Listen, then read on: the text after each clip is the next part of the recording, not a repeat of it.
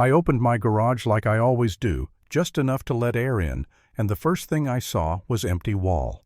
My display case, the one with my military decorations, gone.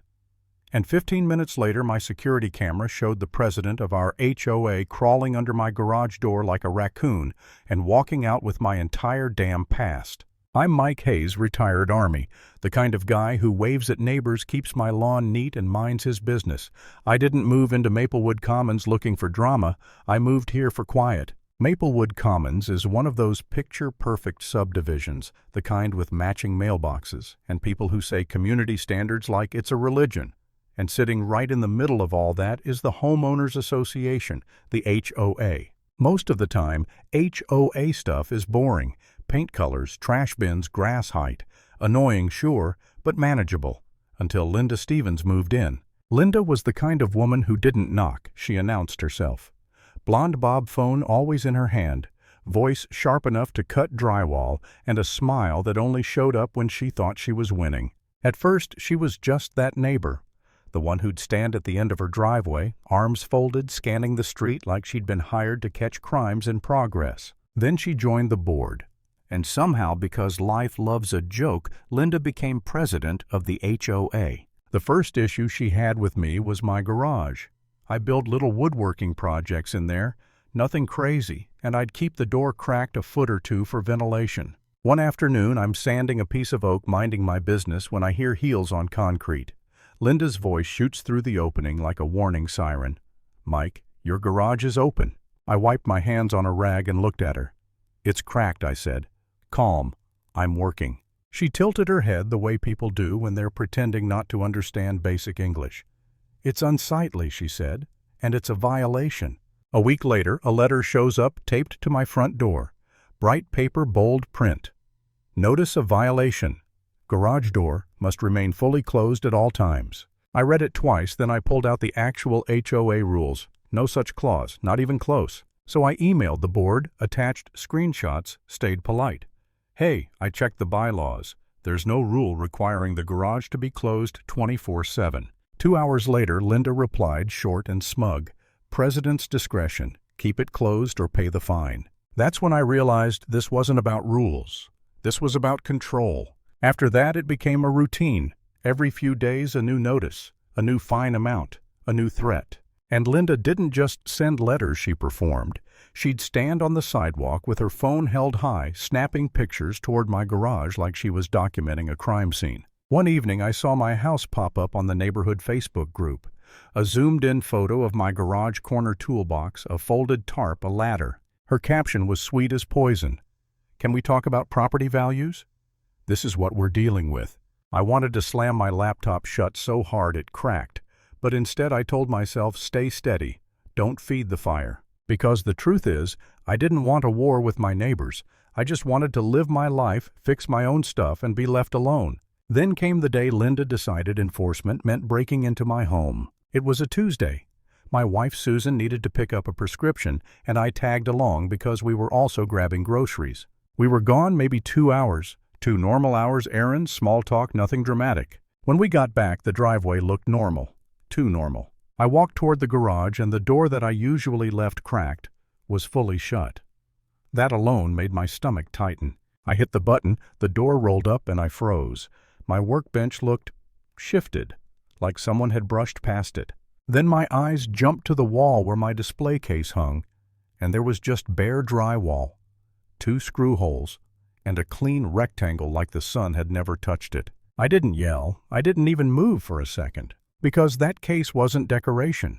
It held my service medals, my unit patch photos, the things you keep when you've spent years being told to move on, like it's a switch. Susan's voice went quiet behind me. "Mike, where is it?" I walked out to the curb like I was sleepwalking, checked the trash area. Nothing. I came back inside, went straight to the security system. My hands weren't shaking yet, but my jaw was locked so tight it hurt. The footage loaded, and there it was, 9:45 a.m. Linda Stevens enters my driveway with her phone in her hand, glances left and right like she's checking for witnesses. Then she crouches, actually crouches, and slides under my garage door like she's done it before. She walks in like she owns the place. No hesitation, no confusion, no oops, wrong house. She goes directly to the display case, unscrews it with a tool she clearly brought, lifts it off the wall, and carries it out like it's a box of donations. She sets it next to the trash bins, leans it against the concrete, then comes back inside. And before leaving, she nudges a few things around on my bench like she's staging mess for her little narrative. When the clip ended, the room felt smaller. Susan stared at me like she was waiting to see what kind of man I'd be next. And here's the part I don't love admitting: my first instinct wasn't rage. It was exhaustion, because I knew what this would turn into. Neighborhood gossip, HOA emails, people picking sides, and me getting painted as the problem for not staying quiet. For 1 minute I thought about just taking the case back and pretending it never happened. Just avoid the mess. Then I walked outside, grabbed the case from beside the bins, and saw the corner of the glass cracked. A metal had slipped loose inside, clinking against the frame like an insult. And that's when the exhaustion burned off. Because this wasn't HOA drama anymore. This was a person breaking into my property and handling my life like trash. I called the police. When the officer arrived, I didn't rant. I didn't give a speech. I just said, someone entered my garage without permission and stole my military decorations. And I showed him the video. He watched it once, then again slower. He looked at me and said very flat, "Sir, that's burglary, not violation, not civil dispute. Burglary." That one word felt like oxygen. 10 minutes later, another squad car rolled in. They took my statement, copied the footage, and asked for her name. "Linda Stevens," I said, and my voice sounded calmer than I felt.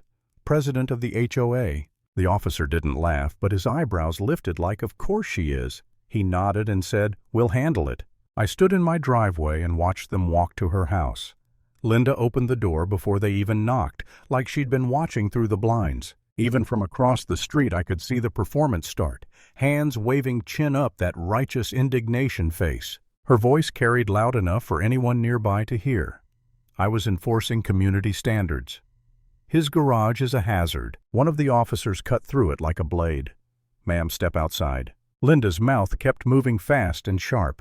"You can't do. You know who I am. I'm the president of the Homeowners Association. Step outside." She took one step, still arguing, still sure she could talk her way out. Then the officer turned her around, and the click of the cuffs was loud enough to feel. She stopped mid-sentence. For the first time since she'd moved in, Linda Stevens looked small. The next day, the HOA board sent out an emergency email.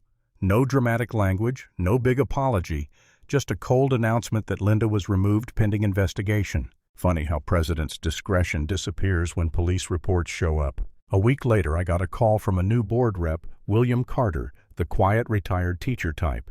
His voice was tight with embarrassment when he said, "Mike, what Linda did was criminal, not HOA business." I didn't say "I told you so." I didn't need to. Because Linda's downfall wasn't a debate or a vote or a neighborhood poll. It was evidence, clear, boring, undeniable. In court, they played the video. Her lawyer tried to dress it up as misguided enforcement. The judge didn't buy it. Neither did the prosecutor. And when the judge finally said the words, "trespass, theft, restitution," Linda's face went blank like someone had pulled the plug on her power. I went home that day and remounted a new display case. Stronger brackets, better lock. I cracked the garage door the same way I always had, just a foot for air. Because the lesson wasn't that I needed to change. It was that some people confuse authority with permission until the law reminds them what the line actually is.